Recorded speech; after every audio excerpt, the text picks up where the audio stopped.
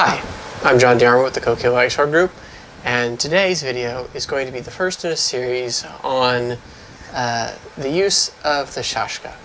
I've decided to make these videos because there really isn't a lot of English language material sort of readily available. Certainly none that offers a real full view of how the Shashka is used. So for those of you who don't know, the Shashka is a type of one-handed guardless saber that's popular throughout Russia and kind of the surrounding areas. Its history is a little interesting because it's so obscured. Whereas in Japan, their native peoples have always been, or not their native, but the Yamato people, the Japanese as we know them today, are fastidious record keepers. They write everything down. In the different ethnic groups that make up what is today Russia, this was not the case.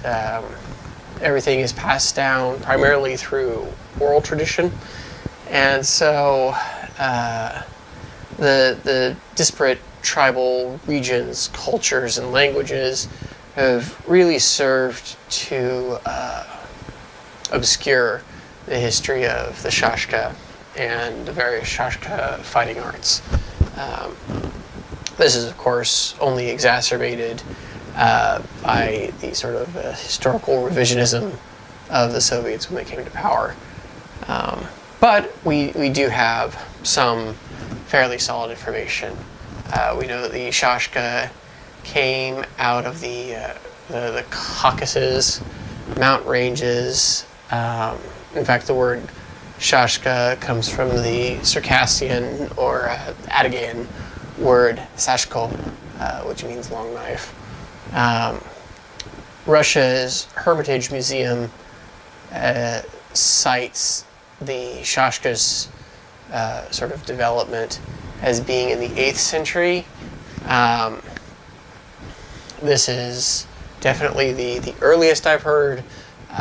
It's generally sort of colloquially held to be the 12th century, but I'm inclined to trust the museum.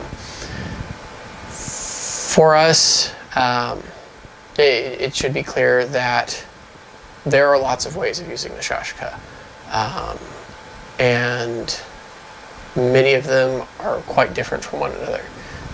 So what we're going to be focusing on is how the teaching of how the Cossacks used the Shashka as it's been handed down through what is today called Sistema. We'll get more into its history. The Cossacks came about in the 14th to 15th century as sort of rebellious farmers who took up arms and eventually became sort of roaming mercenaries, border guards, that sort of thing. Now, Sistema's own oral tradition says that the fighting arts on which it's based date back to the 10th century. This seems to what they use to justify that statement seems to correspond with a group of Russian martial arts called Buza, which are sort of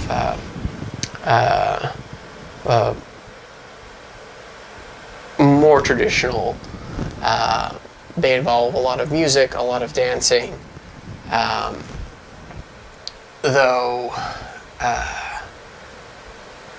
some practitioners, some Sistema practitioners will say that it's actually Skobar that the Sistema takes the majority of its work from.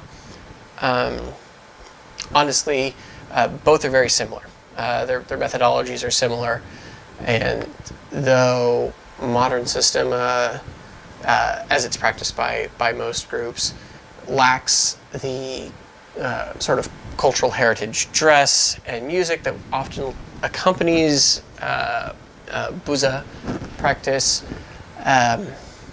I don't think that it really matters, right? The point is that Systema has come from an amalgamation of traditional Russian martial arts, and our use of the Shashka comes through that. Now,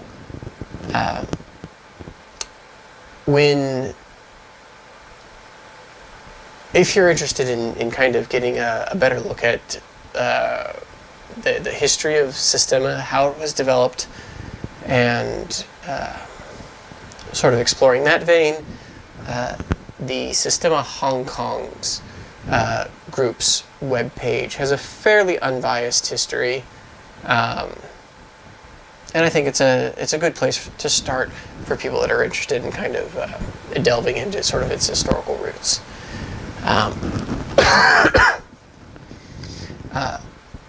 Now, one of the reasons, or I guess I should back up a bit. In Systema, as it was originally sort of amalgamated under the Soviets, the Shashka was not a prominent weapon. However, in its parent styles, the Shashka was very important, and in fact, the open-handed work, and by and large, the small weapon work developed from the sword work. So in the same way that in Japan, Jiu-Jitsu and Aikido Jiu-Jitsu later on developed out of an understanding of the biomechanics of sword work, the same is true here. And in most other weapon-using cultures, Indonesia, for instance. So bringing the sword work back into Systema is not some great task. We already have all of the underlying information, coupled with the fact that there are still practitioners of those older sort of niche Russian martial arts that we can go to and train under for a bit to pull sort of specific techniques or technical work, even though, as you'll come to see, the Russian methodology for martial arts is not, the traditional Russian methodology for martial arts is not technique-based, but rather more concept-based, in much the same way that Koryu in general in Japan was. So, with all of that kind of being said, I want to give the disclaimer that this is what I've been taught, right? It certainly doesn't represent the only way of using the Shashka. In fact, it is quite different from how the Red Army manuals for Shashka use, or even the slightly earlier manuals, depict it, mostly because those were heavily influenced by French fencing systems. So don't think that, in the same way there isn't one way to use the katana, there isn't one way to use the Shashka, right? And so I'm just sharing what I've learned with you all. However, even within that, what I'm going to be showing is certainly not all-encompassing within even our method. So I guess what I'm trying to say is have fun, right? Don't get too hung up on tiny details, or trying to be right, or trying to have the one answer, right? While having an understanding of a verifiable historical fact is very important, because it gives you context. So much of this, especially to Western audiences, is simply just not going to be acquirable in terms of a nice, clean, concise, cataloged history. So don't don't sweat it so much, right? Just have fun and enjoy your fencing. So, moving right along, what is Cossack fencing, and what are its sort of key characteristics? Well, the fencing method of the Cossacks can be broken down roughly into two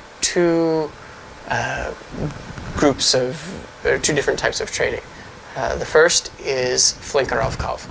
Now, flankerovkov is the type of Shashka use that most people are familiar with. It is solo practice, and it is rhythmic swinging, dancing, almost, sometimes very directly, with the Shashka.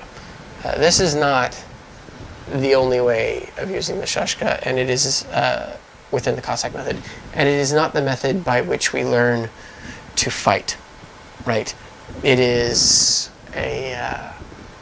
the tool that we use to study our basics, however, right? Our coordination, our timing, our stepping, everything that the Japanese would lump into taitsubaki, body movement and control, we learn in flankerovkov. This is also where we learn our vision, focus, how we look, where we look. Stuff like how we breathe, right? When and where.